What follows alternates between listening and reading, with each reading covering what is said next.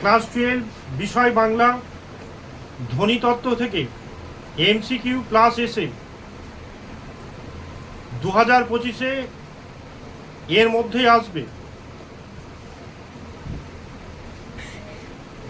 হ্যাঁ, রুদ্রবল, উষ্ম ধ্বনিটি হলো দ তালবস্য ম না ল।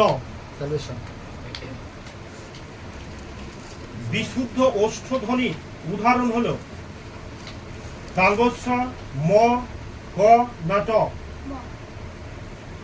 যে বর্ণগুলি উচ্চারণে অনুসারে ওষ্ঠ বর্ণ সেগুলি হলো দ থ ক খ। হ্যাঁ, জোরে। খণ্ড ধ্বনিকে কি বলা হয়? বিভাজ্য ধ্বনি, পদ, অবিভাজ্য ধ্বনি, বর্ণ। বিভাজ্য ধ্বনি। বাংলা ব্যঞ্জন বর্ণমালা কম্পিত ধ্বনি হলো র ধ্বনি। নাসিক্য ধ্বনি হলো ঙ, গ, প না চ। মুখের মান্য বাংলার ব্যঞ্জন ধ্বনি। হ্যাঁ, 30 কি? 30 কি বল? হ্যাঁ। উচ্চারণ স্থান অনুসারে কোন দুটি তালব্য বর্ণ? চ বর্গীয় জ। ল ধ্বনিটি হলো ঘোষ মহাপ্রাণ, অঘোষ মহাপ্রাণ, তাড়িত মহাপ্রাণ না পার্শ্বিক ধ্বনি? ইম্পর্টেন্ট এটা। কোন ধ্বনিটি অঘোষ বা অল্প ধ্বনি, অল্প প্রাণ ধ্বনি? চ। পাশাপাশি উচ্চারিত দুটি ব্যঞ্জন সমাবেশকে কি বলে? পার্শ্বিক ধ্বনি। দ্বিত্ব ধ্বনি, যুক্ত ধ্বনি, জোড় ধ্বনি, গুচ্ছ ধ্বনি। বিভাজ্য ধ্বনির অপর নাম কি? খণ্ড ধ্বনি। বাংলায় মৌলিক স্বরধ্বনি আছে কটি?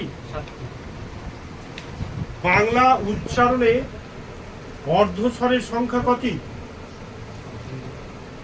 3টি, 4টি, 5টি, 6টি? জোরে।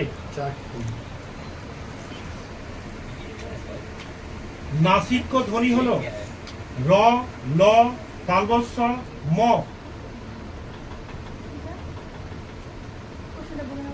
নাসিক্য ধ্বনি র, ল, তালবস্য, ম। নাসিক্য। হ্যাঁ, র দাগ দিয়ে বেরোয়।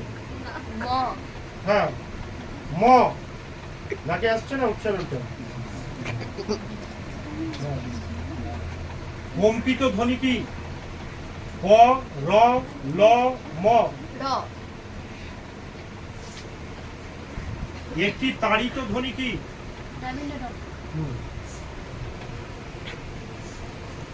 ল ধ্বনিটি কি ধ্বনি?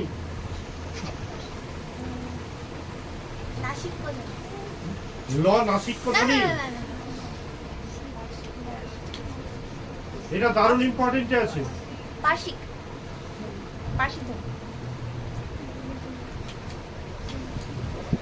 কোনটি বাকযন্ত্রের অন্তর্ভুক্ত নয়? কর্ণ। হ্যাঁ, এই কটা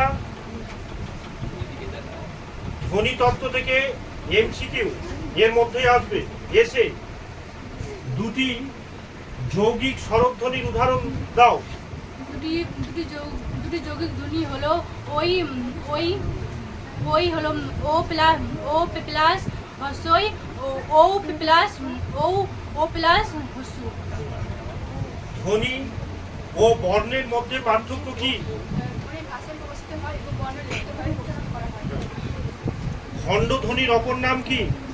খণ্ড ধ্বনির অপর নাম হচ্ছে বিভাজ্য ধ্বনি।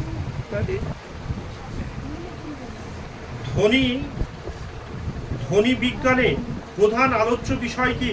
ধ্বনি বিজ্ঞানের প্রধান আলোচ্য বিষয়গুলি হচ্ছে শ্রুতি, তারপরে ধ্বনি তরঙ্গ, এছাড়া ধ্বনির মানে বাকযন্ত্রে বিশ্লেষণ করে ধ্বনির বিশেষ উচ্চারণ করা হয়। ধ্বনিমূল কাকে বলে? ধ্বনিমূল কাকে বলে? একটি শব্দের প্রত্যেকটি ধ্বনিকেই বলা হয় ধ্বনিমূল। সহধ্বনিমূল কাকে বলে? একাধিক ধ্বনি যখন পরবর্তী ধ্বনি প্রভাবে অন্য স্থানে উচ্চারিত হয় তাকে বলে সহধ্বনি। হ্যাঁ, একটু জোরে জোরে। হ্যাঁ।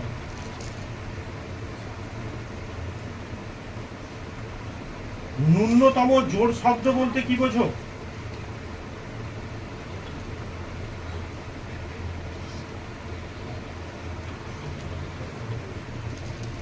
হুম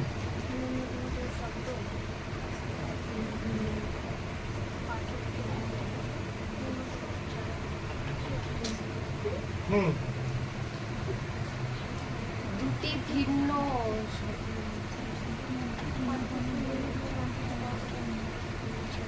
ভিন্ন শব্দের মধ্যে যে যে পার্থক্য তারপর দুটি ভিন্ন শব্দের মধ্যে একই পার্থক্য দেখা না, দুটি ভিন্ন শব্দের মধ্যে যখন পার্থক্য দেখা যায় এবং তাদের মানে একই হয় তখন তাকে ন্যূনতম ধ্বনি বলে। যেমন যেমন গাঢ় বা গাঢ়। আম জাম ও আম জাম শুনতে একই রকম কিন্তু অর্থগত কি আছে? পার্থক্য আছে। মৌলিক স্বরধ্বনি কাকে বলে? একটি উদাহরণ দাও। মৌলিক স্বরধ্বনি যেসব স্বরধ্বনিকে যুক্ত করে বিভাজিত করা যায় না, তাকে অবিভাজিতভাবে প্রকাশিত হয়, সেসব স্বরধ্বনিকে মৌলিক স্বরধ্বনি বলে। আর উদাহরণ হচ্ছে অ।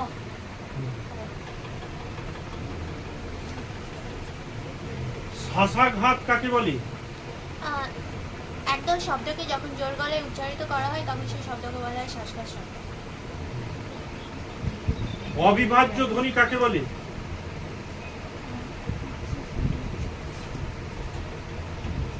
তারপর কোনো ভাষার উৎপাদন না উপাদান। কোনো ভাষা উপাদান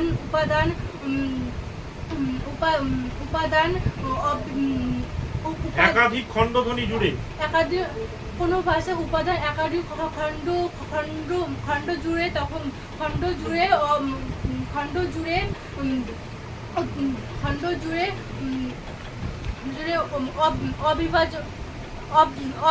অবিভাজন করা যায় তখন তাকে অবিভাজন বলে।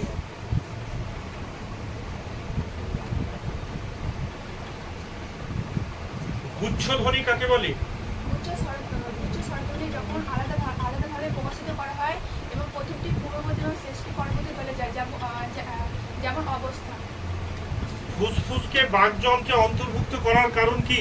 ফুসফুসকে বাকযন্ত্রে অন্তর্ভুক্ত করার একটি উল্লেখযোগ্য কারণ হলো যে ফুসফুসের মধ্যে অন্তর্ভুক্ত থাকা বায়ুর মাধ্যমে আমরা বাকযন্ত্রের সাহায্যে আমরা ধ্বনি উচ্চারণ করতে পারি, সেই জন্য ফুসফুসকে বাকযন্ত্রের অন্তর্গত করা হয়েছে। মুখের মান্য বাংলায় স্বরধ্বনি ও ব্যঞ্জনধ্বনির সংখ্যা কত? মুখের মান্য বাংলায় স্বরধ্বনির সংখ্যা হচ্ছে 4টি এবং ব্যঞ্জনধ্বনির সংখ্যা 7টি স্বরধ্বনির সংখ্যা এবং ব্যঞ্জনধ্বনির সংখ্যা হচ্ছে 30টি। বাংলায় পার্শ্বিক ধ্বনিটি কি? বাংলায় তাড়িত ধ্বনিটি কি? তাড়িত ধ্বনি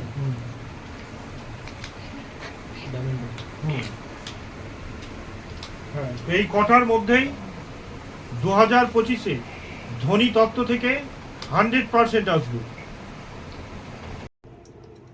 আমি তোমাদের ছোট ভাই, আমি বারবার বলছি আমার বাবার কমেন্টগুলো তোমরা করো, 99% আসবে। ও তোমরা অনেকে ভিডিও দেখছো কিন্তু লাইক আর সাবস্ক্রাইব করছো না। তোমরা লাইক এন্ড সাবস্ক্রাইব করে আমার বাবার চ্যানেলটাকে একটু আগিয়ে নিয়ে যেতে সাহায্য করো।